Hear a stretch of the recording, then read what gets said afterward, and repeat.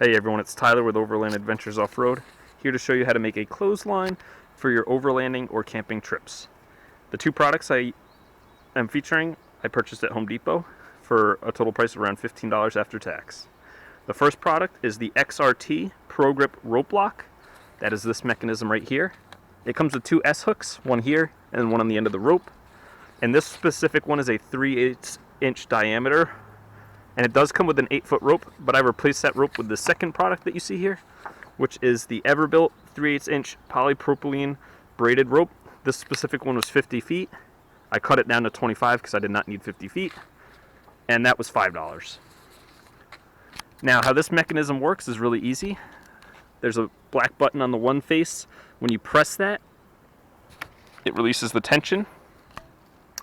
And then to tighten it, you simply grab the other end of the rope and tighten it, and you get your tension. Now, it's also a cool feature is this can accept the 3/8 drive ratchet if you really need to tighten something down. Most people purchase these for kayaks or canoes. You could also obviously use it if you wanted to store something quick on your roof rack. The 3/8 drive or 3/8 inch one has a load limit of 500 pounds.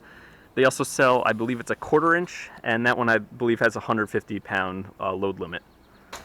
So for this demonstration, I'm just going to hook it up from my Jeep to my truck. When you're out in the woods, you can obviously tie it to two trees, or your vehicle to a tree, or two vehicles together, however you want. This is simply for instructional purposes. So I'm going to take the one end, and I'm going to hook it right to my roof rack. Take the other end that has the S-hook, hook it to my secondary anchor point.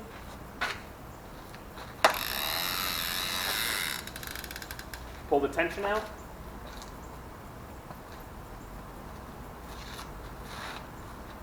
And there's my clothesline.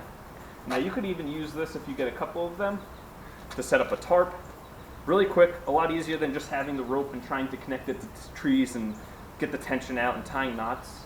And then when I want to take it down, take whatever's on there off, get the tension out, and you're done. Now what I just showed you there, that's a gap of 10 feet and I could fit 4 large beach towels on it.